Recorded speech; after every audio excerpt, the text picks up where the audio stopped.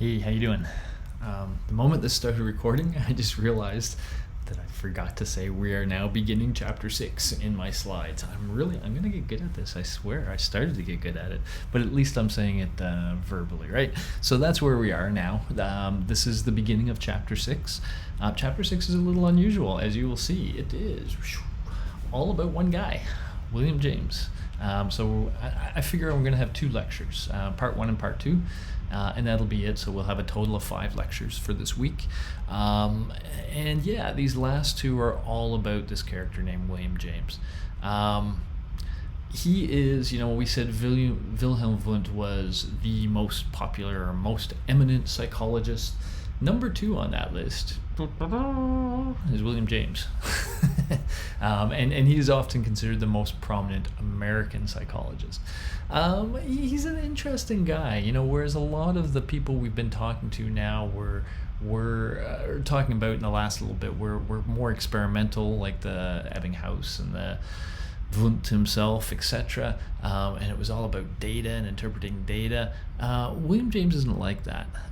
He is a scholar in the broad sense, as many of them really were. He was somebody who loved to teach and loved to interact with students. I kind of imagine, I feel like a kindred spirit sometimes with William James, because I can imagine him doing the kinds of things I do, which is, back in the pre-COVID days, after a class, we would always have these gatherings outside the class where I would just get to talk with all the students and they would ask questions and stuff, and we do that in office hours now, so we can kind of replicate that here. But I imagine him as that kind. He was a student's professor. He was teaching them things he wanted them to learn, things he thought were fascinating, and things he thought everybody would find fascinating if they just took the time to think about it. So he was known as a really good presenter of ideas, a fantastic writer. One of the things you'll notice in this chapter is the author of this textbook keeps putting in things that William James have written, and I think that's because he just has a writing style that's kind of interesting and fun. And so that's part of what made him huge, because one of the things he wrote took him 12 years. Sometimes things take time, but is this book, The Principle of Psychology book, volumes 1 and 2, both of which are tomes. They are thick books, and it is really William James giving his overview of the field of psychology as it was at that time, which was still, by our standards, very young. But he covered just almost every topic you can imagine, and he often did things in a very unique and interesting way. He just had this way, it's hard to describe, but he had this way of thinking through something, and just kind of, I don't know, not getting caught up, and this is a big thing that he will preach, by the way, but not getting caught up in pre-existing ideas or theories or whatever of how something should work. But it's like he could just sit and observe his own consciousness. We'll talk about that in a moment. And notice things about it. And when he talked about these things that he noticed about his consciousness or his attention or his memory or countless other topics, other people would hear what he said and would go, yeah, that's what mine's like too. That's what I experience. And so other people would really resonate with his descriptions and would always feel like, yeah, he's got things right. And often later, we'll talk about the fact that James was not really an empiricist. Later, when people did start experimentally testing his ideas, invariably he was right. And so he's this fascinating character that somehow was just able to open so many areas of research just through his thinking. I would not call him a philosopher. I know I kind of half did that in a previous lecture. I would call him a theoretical psychologist. And again, in some disciplines, we see this split. We see the people who generate the sort of theories and ideas, and we see the people who collect the data. In physicists, we have theoretical physicists and empirical physicists, and that's common in a number of areas. I think to some extent, James was the first truly pure theoretical psychologist. Philosophers were, they were talking about big issues like innate knowledge and all this kind of stuff. James was squarely focused on the mind and how the mind works, and that's why I would call him clearly a psychologist as opposed to a philosopher.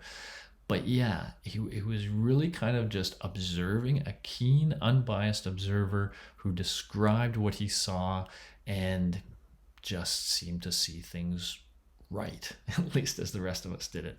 One of the things, for example, and there's a number of things along the way where he describes things in a different way than they've been described in the past. They connect with the past, a little bit of that Ixiom's wheel still going on, but he highlights them in different ways, and a lot of what he says we continue to believe today. That's the really impressive thing about his ideas, is they've really withstood the test of time. So one example was habit. We've had people talking about unconscious and conscious before. So remember things like when we talked about, I always try to connect these things up to you, and I think this was a Newton thing, but when we talk about the idea of things having some, oh geez, I'm blocking on that freaking name. It's hard to do these things live, every now and then you just block on a name. When you have a threshold, thank you, hit a threshold. So we've had discussions of like a threshold of consciousness, right? When information gets above that threshold of consciousness and enters consciousness. So we've talked about conscious and pre-conscious, but in a lot of the previous discussions, the unconscious or the pre-conscious was almost seen as like a watered down version of consciousness. Whereas James is one of the first to really say, no, there's important differences between unconscious and conscious processes. They kind of play a role in different contexts. And, he would say unconscious processes are hugely valuable. So he talked about habit, and that's largely where he talked about unconscious processes. But let me just zoom back a little bit. The textbook doesn't give you this, but his bigger idea was the following, that consciousness is really important when we have something novel, some novel problem we have to solve. Somebody wants to teach us how to play cricket.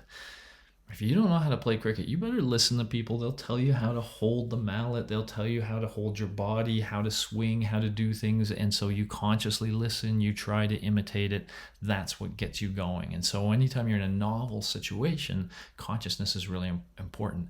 But he would say, if there's something that we do repeatedly over and over and over again, we don't need to keep thinking about it. And in fact, if we do it over and over and over again in the same sort of way, in the same sort of contextual cues, he says we will in fact stop thinking about it. That behavior will suddenly be controlled by habit. And our consciousness of what we're doing will dissipate. And the habit will take over. And in fact, these habits can be very powerful. We often think of habits as powerful in the wrong way, in the bad way, right? We have a habit of smoking that we want to break. So we often imagine how difficult it is to break a habit. James talked a lot about how valuable it is to form them right. He would say habits are your friend, and especially if you develop the right habits young in your life. Like, for example, maybe you develop the habit that I will not reward myself with social interactions or video games until I've done an hour of schoolwork at the end of my school day, like in the evening. I have to sit down, do an hour, and then when I do an hour, then I can go enjoy myself. He would say if you started that at a young age, and if that just became a habit for you, it becomes easy. You don't have to push yourself to study or whatever. You would just find at that time of day, you would be grabbing what you need, sitting down and starting to study.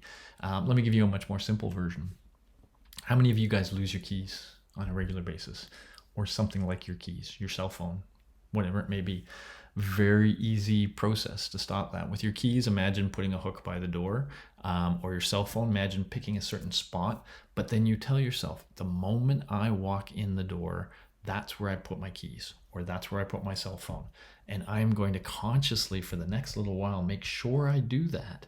And anytime I want to put my cell phone down, I'm going to put it back into that spot. Now, maybe you have 3 spots in your house, but you have those 3 spots, depending on where you're close to.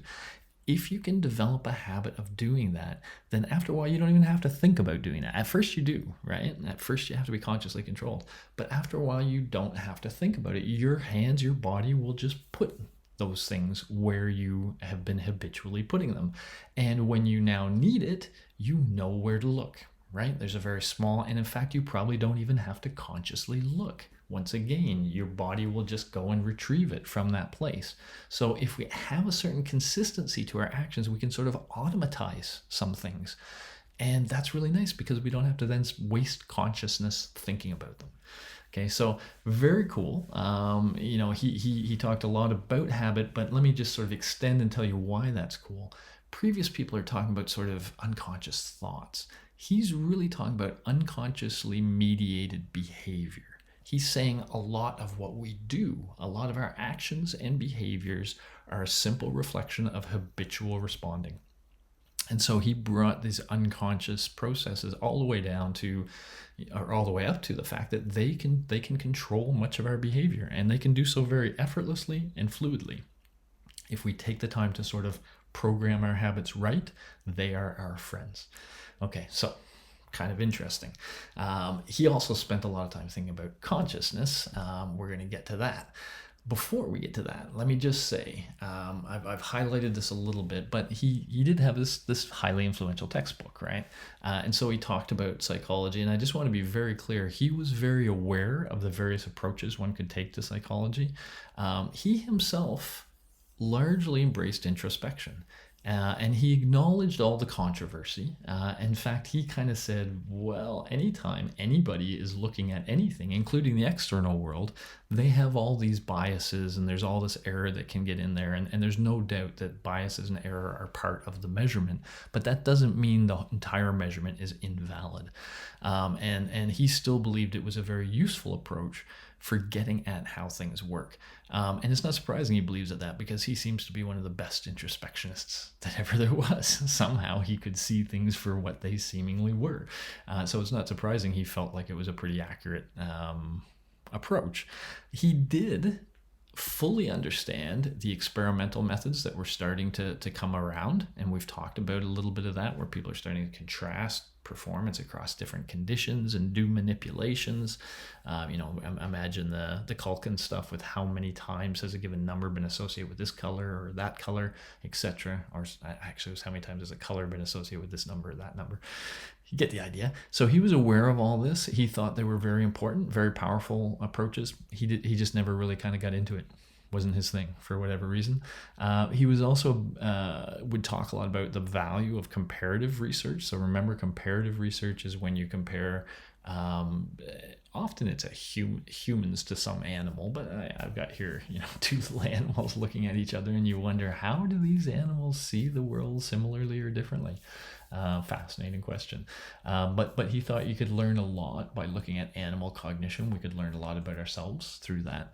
But really, he was an introspectionist. And again, he was this sort of theoretical psychologist. So let me give you now a clearer sense of what I mean by that, because I know I've been a little foggy. This is one of his best known things that he's highlighted. So it's come to be called the stream of consciousness. He used to call it the stream of thought. In a revision, he renamed it stream of consciousness, which is a better name because it is really focusing on consciousness. So he would use, the textbook makes a big deal of this, by the way, he would use metaphors really well. It's in order to be influential, you don't just have to be smart. You don't just have to know a lot. You have to be able to describe what you know or what you believe in ways that people can connect with and remember. And that was probably James's, first, A, the fact that his thinking was so clear and so accurate, but B, the fact that he could communicate that in ways that people could grasp was key to his success. And one of the tools he used a lot was metaphors. He would say, you know how that works? Isn't it kind of like that? And people can make that jump, right? And so for consciousness, for these thoughts that are happening in our mind, he described them as like a stream, like a constantly moving, how a stream, the water is always going by, it's always moving. And so he thought the same kind of thing with consciousness. It's our thoughts are just constantly moving in our head. It's like they're flowing past us. It's like a stream of conscious thoughts. That's how he kind of described it. And he went into a little more detail. So, just to stop for a second, what have we had before this? We've had people talking about, Wundt is definitely, looking for the elements of consciousness, right? He's looking for those pieces of consciousness, what they are. And in fact, he was able to, as I told you, even talk about, how many things can be in consciousness at once. And he came to the idea of 6. But notice that with Wundt's description, consciousness kind of sounds like a box that things are just sitting in. It doesn't sound very dynamic, right? But James says stream, moving, constantly changing, flowing from one thing to the next. It's a very different way of thinking about conscious experience. And again, you hear that as another conscious entity and you go, yeah, that sort of feels right. That's what my conscious experience looks like. And then he dives in a little bit more and he says, well, let's break down the stream of consciousness and let's talk about some of the characteristics of this stream. What does it have? So here's some of the things he said. First of all, it's personal. It's ours. The thoughts that are in my consciousness are my thoughts. I sometimes find this amazing how much we will do this. Have you ever had like a conversation with your parents in your mind? Sure you have. Conversation with a friend in your mind. And yet when you're imagining your friend talking or your parents talking, it's not really them talking, right? It's something that your own brain is creating. And even though it may seem to be in the voice of that person or seem to be coming from that person, we know all of our thoughts are ours. We cannot see anybody else's thoughts. So somebody else's thoughts does not enter our consciousness. At least we never believe they're somebody else's. We believe they're ourselves. Now, the one distinction here is perhaps schizophrenia, right? Where schizophrenics can feel like thoughts are being planted in their mind. But that aside, it's very personal. Our consciousness is ours. It's the one bit of privacy, perhaps, that we still have, are our thoughts. It is ever changing. This is the stream of consciousness. The notion that it's not like we think of a taco and all we can think of is a taco. And I don't know why I even got taco in my mind. That's funny. But that we get stuck, What are you thinking about now, Steve? Oh, it's still the taco. Yeah. Next day. Hey, Steve, what are you thinking about? Taco. It doesn't happen. Okay. It's in fact, we have trouble keeping our mind on something because it seems like it wants to move and it wants to flow. Later, by the way, he described this a little more specifically, again, another metaphor just to get a sense of James, as a bird's life. And what he meant by that is birds fly and then perch, fly and then perch, fly and then perch. It seemed to him that the conscious river, that stream of consciousness, would sometimes go really fast from one thing to another and then would slow down as we were kind of considering something a little bit, but still be moving.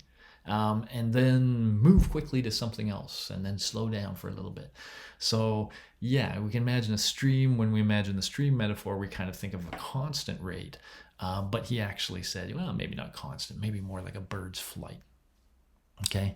But there is that notion that it's continually moving and that something is pushing it to move, to go to another direction all the time. It is continuous. It doesn't stop. Now, this is the one where James had some critics. So first of all, there is this famous kind of mess with your head thing. How do you know if it's continuous? Just because every time you check that you're conscious, you say, oh yeah, I have a conscious thought right now. Just because you have one every time you check doesn't mean that you always have one. So here's the thing that people used to say that used to mess with my mind as a kid. Is the light, when you open the door on your fridge and there's a light on, right? Is that light on all the time? If you ask somebody and they didn't know the little trick of testing something, if you ask somebody, in a way they could only answer yes, right? Because every time they look, the light's on. Let me see. I'll open the door. Yep, light's on. I'll open the door. Yep, light's on. Now, we all know actually when you close the door, the light goes out because there's this little thing that the door pushes on that turns the light out. And as soon as you open it, it comes out again and turns the light back on. But if every time you check the light is on, then you can be led to believe the light is always on, right? And so same way, if you're checking in with your conscious mind and every time you check, maybe the actual act of checking spurs a conscious thought. And so it could be we spend a lot of our days with no thoughts in our mind, but during that time, we're not checking, because if we do check, then that'll spawn a thought. And so we could be like a fridge. We could be only spending some of our days conscious. James didn't believe this. James believed we were continually conscious, continually aware that this stream was always flowing. Now, people would push him a little bit. He'd say, okay, come on, James, when we're asleep, we're not continually aware. And he gave a little on that one. He said, well, okay, but still, you go to bed with certain things on your mind and certain things, that pass through your mind. And so let's say you go to sleep and that stops. But when you wake up, it starts again and it continues where it left off. And so, yes, technically there was a sort of break there, but as far as your existence is concerned, that conscious state has continued. So a little bit of splitting hairs there, but we get the idea. It feels to us like our mind is running all the time, constantly moving, etc. Deals with objects independent of itself. So this is back, we're kind of sneaking back to that ACT psychology. I find that ACT psychology kind of strange too, but some of these things help us kind of think about it.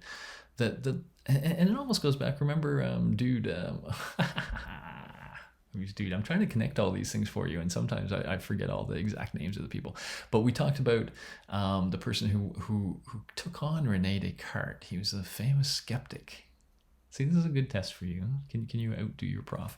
But he said whenever he tried to think about the self, he couldn't get to the self, that it seemed like every thought of consciousness was about something. And every time he tried to make it about the self, it was about something associated with the self, but it wasn't about the self itself. So at any rate, we're going to get back to the self here with James in a bit. But that was the idea, was that our streams of consciousness have, back to the intentionality idea that we see in some of some of the ideas that were out there that have emphasized intentionality and phenomenology, that we are planning things. We're trying to figure things out. Consciousness is trying to sort stuff always, right? And it's not about its own consciousness. It's about sort of our goals and how to obtain certain things, or what the right things to do are, etc. So objects other than itself. Kind of strange. So I had a little trouble with this, and we're going to take a little bit of a aside to go along with the textbook. It talked about something in this context, and every now and then I want to be perfectly honest with you when there's certain things that make a lot of sense to me and things where I'm still grappling, and this is one of them, especially when the textbook did the call out at this point, because it went to here, which was a little diagram that William James would use. And I get the diagram. It's just a connection back to that previous point that I'm a little confused about. But I think it's a good diagram. It's an interesting thing. So he says, imagine you're going to sit there and you're listening to somebody saying this: I am the same I that I was yesterday. And so this is going through your consciousness, right, as you're hearing it. And so he said, if we actually imagine a time, and if we could look at sort of how much these concepts were active, these specific things like same, what's it mean to be the same? What's yesterday mean? Who's I? Etc. So that we could almost imagine like a rubber ball got stuck under some surface here that could bulge. And over time, it's like we're moving along this diagonal. And the height of that bulge reflects how active some of these things are in our mind at a given time. So by the time we're at the word same, which is kind of where he is now, same I, something like that, notice that even these things early on are still a little active, right? The things we had heard are still a little active, and we're also almost activating where we're going. The things that we're about to hear are a little active, and this is the mind kind of anticipating where this sentence is going. And so, you can imagine if you said to somebody, hey, I am the same I as I was, and you could stop right there, and they might anticipate that you're going to say before or previously or yesterday. Certain the sentence has already suggested possible completions, and so he says those completions are already potentially getting a little bit of activation in preparation of being the focus of consciousness. So I get this. So this is a really nice depiction, as it says, of the relative intensity at successive moments of the several nerve processes to which various parts of the thought object correspond. He's almost getting to a neural level, and he's saying, if we could imagine the representations of these things and the activity level of those representations, we'd see this smooth flowing transition across these concepts. And that's what connects all the concepts into a unity, a single consciousness, sort of. I get that. I don't know why they talk about it in this context, deals with objects independent of itself. So that confused me a little bit, to be honest. But nice depiction of how he's imagining things flowing through consciousness there. That's kind of cool. Okay. And this one, I in fact did a lot of research on this aspect myself. Consciousness is selective. So this is kind of cool. What a lot of people, and he didn't really highlight it in his description of consciousness, but a lot of people do, and they say we can really only be conscious of one thing at a time. Now, not one thing. We can have 6 or more things in our consciousness, but sort of one channel of information, let's say. So as I sit here, there are sounds I could be paying attention to. There are feelings I could be paying attention to. I can feel that little bouncy seat under my butt right now that I pay attention to. I can feel the floor under my feet now that I pay attention to it, etc. There's all this information coming from the world. And there's also information coming from our inner world, thoughts, fantasies, etc. We have to select amongst all these because consciousness will focus on one issue. And so it could be something we're hearing that we're trying to figure out. It could be something we're feeling. It could be something we're remembering. But we can't both feel the floor under our feet consciously and have some conscious memory of something else. Those things are just too far apart. So that means we have to have some means to select what we're going to be conscious of at a given time.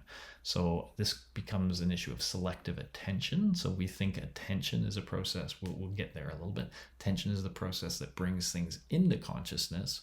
And so if suddenly, there's a scream out there and my consciousness changes from here to out there, my attention has to be pulled there, right? So something has to be telling my brain, stop paying attention to that, pay attention to this. And so it gets selected for attention. How does that work? What are the processes? So James really highlighted this critical step of selective attention. And this has led to all sorts of research. Again, some of the stuff I did right around my PhD time was focused on mechanisms of selective attention and how they work and what sort of consequences they have. What sort of consequences they have? Well, in Toronto, pedestrians have been hit by cars at a rate never seen before. Why? Because drivers are selecting their cell phone to attend to instead of the road. And pedestrians are selecting their cell phone to attend to instead of the road. And so neither of these people often are attending or conscious of what's happening in front of them. And that leads to collisions. A little bit of selective attention for you to think about there. Okay, so that is, we can go back here, that is it for lecture 1 of chapter 6. I will do a second lecture to follow up on this, and then that will be it for this module. Alrighty, cool. Over and out.